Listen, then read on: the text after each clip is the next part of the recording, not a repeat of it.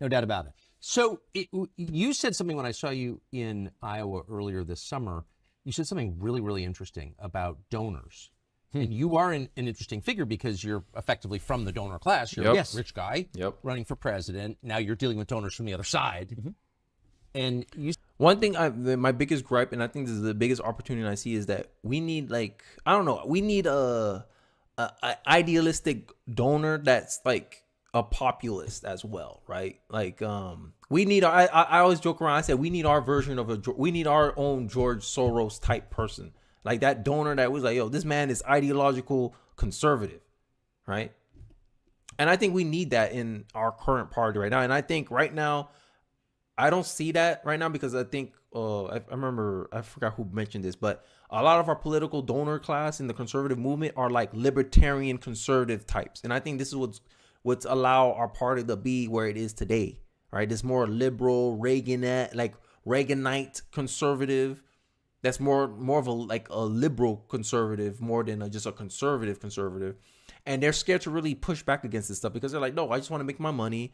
I'm about to peace out in 20 years. I don't want to stir up any trouble. The war helps us, right? It's baffling to me, right? You guys are laughing in the chat, but I digress. Let's continue. You said that your views on Ukraine had given a lot of them pause. Yes.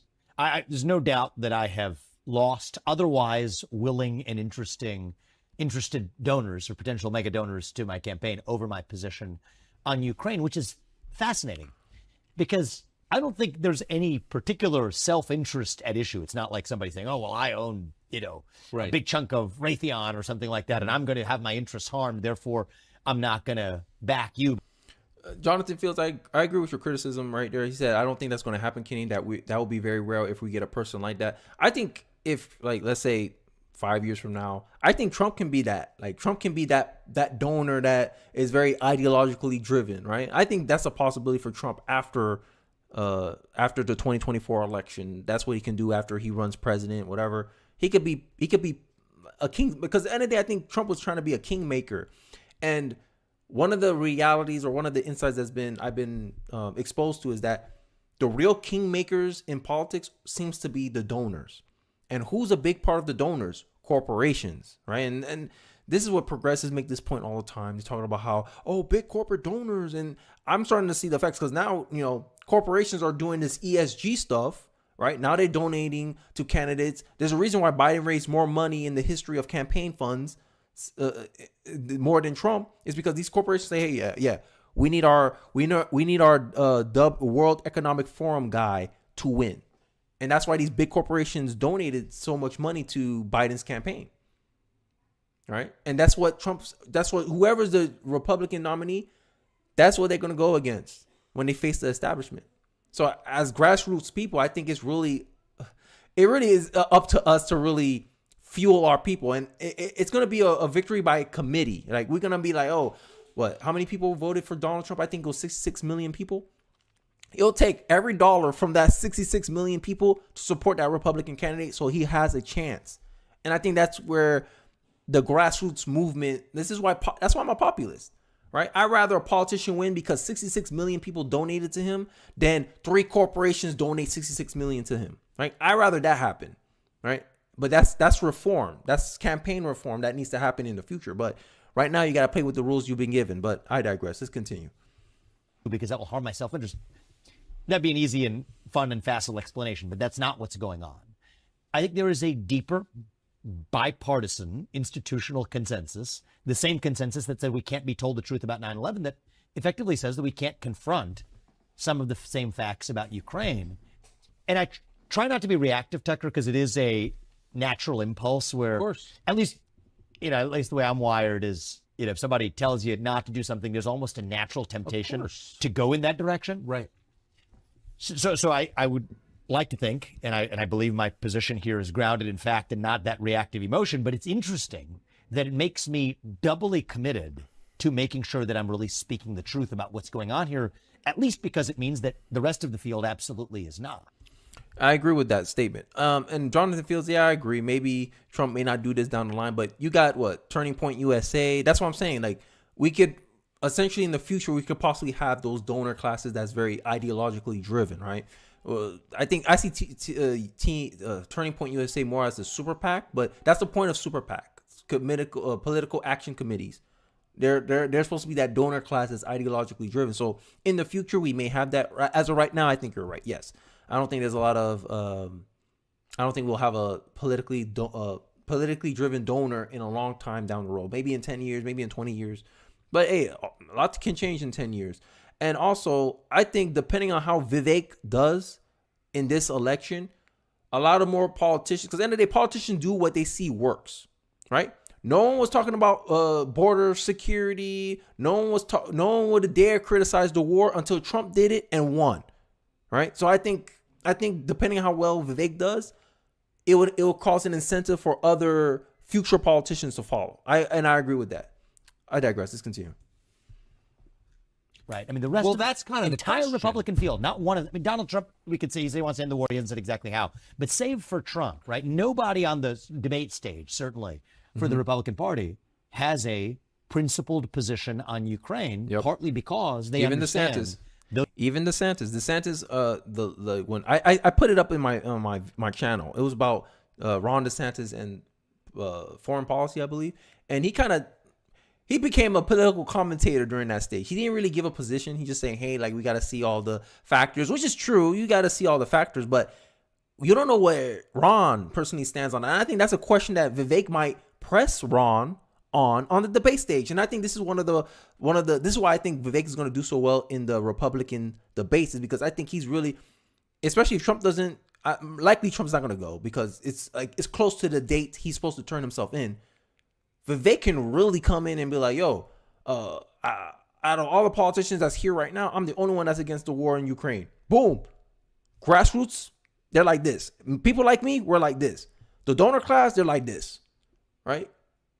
But that's the position that's where the conservative voters at right now. I don't care what the donors are doing. I don't care what they believe. We want the war to end as soon as possible because we're done seeing billions of dollars going to Ukraine. Right? But I digress. Let's get into it. Those are the directions they've been given. So you think it's interesting because there are a couple of fairly smart, I know them, people running for president right now in the Republican field whose positions on Ukraine are like idiotic. Or indiscernible. Right. They don't even make the indiscernible one, he's talking about DeSantis. That's how I saw it. If you look at my commentary on that video, right? I forgot the name of the video, but it's like one of the few Ron DeSantis videos I did. It's based on foreign policy. It's going to be with Tucker Carlson. And you can see I was saying the same thing in my live reaction to that. It's like, yo, he didn't really answer the question. He kind of just gave like a breakdown, an analysis on the situation. He didn't really give me a position. He didn't really tell me where he stood, if he was for it, against it. He was just saying, look, when I get there, I'm going to deal with it. But right now, I can't speak on it because I don't have enough information, or, I don't want to limit my options, or I don't want to commit to something that I know I can't really commit to. And I think that's a big advantage Vivek is going to have on the debate stage. But we'll see how it plays out, obviously. We're all speculating here. I'm just speculating. But let's continue with the interview. Some are idiotic. The idiotic one is just we have to arm them to the teeth, give them as much money as possible because we stand with Ukraine. The indiscernible ones are the ones where they'll tell you one thing and then they'll tell their donors one thing and then they don't know where they actually stand because they're being buffeted. But that's the effect of donor pressure. Right? It is. It really is. It really is. Absolutely. I mean, I think that there's, I think there's finger in wind candidates, and I think that exists. So there's finger in wind candidates on Ukraine, but I think that there are also separately candidates who just believe that this is the way that we do things in the United States of America. We don't stop until we have taken down what we have decided is our enemy, forgetting that the USSR doesn't exist anymore. Mike Pence. And believe that that's the only source of victory. And so, mind you, I start from a different premise, and there's pros and cons, right? On one hand, I don't have national ads running because my super PAC the super PAC affiliated with me is tiny compared to those affiliated with, other candidates in this race. I think one of the things in my mind that if I was, if I was not wealthy, I don't want to say wealthy, but if I had the means of influence, I would probably create a PAC. I'll be like, yo, like, this is going to be the populist PAC, the Federalist Populist PAC. And We'll get donations from everybody, and then whoever is like anti-establishment candidate in the Republican Party, we'll be like, hey, we'll fund you, bruh.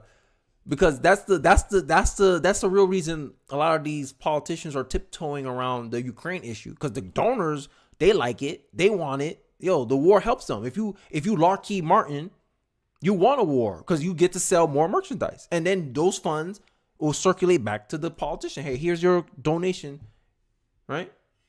That's what the donor class, when someone donate money, there's an expectation for it. And I think it's better if grassroots people, like everyday average people like me, donate to you, so you're accountable to us, right? It's the same thing with YouTube. If you have 1 million subscribers and all those 1 million subscribers give you $1, you got $1 million right there. And you're not beholden to a company that's going to give you $1 million. You're going like, no, my supporters got me. This is crazy. The CR28 is like, we need a GoFundMe. Bro, I think if America really I think this moment right here in 2024, I think it's all about unity.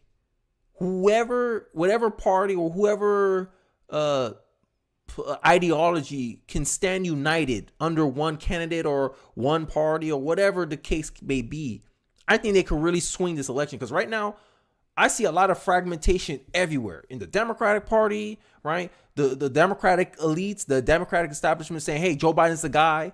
The voters in the Democratic Party saying, nah, we don't want Joe Biden, right?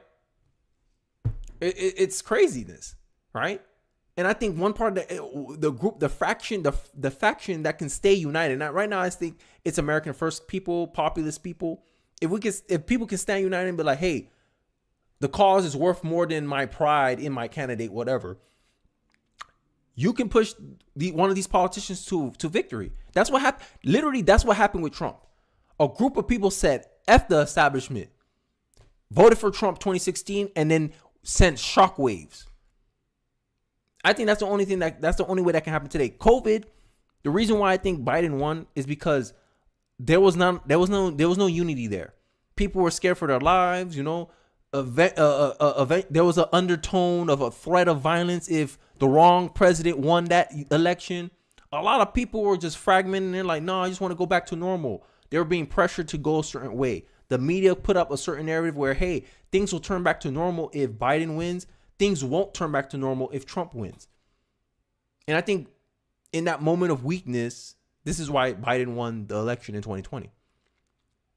2024, I think, is going to call for courage. It's going to call for people to, hey, like, we got to make some sacrifices here. We can't keep doing this. We can't keep putting establishment shills in the presidential office.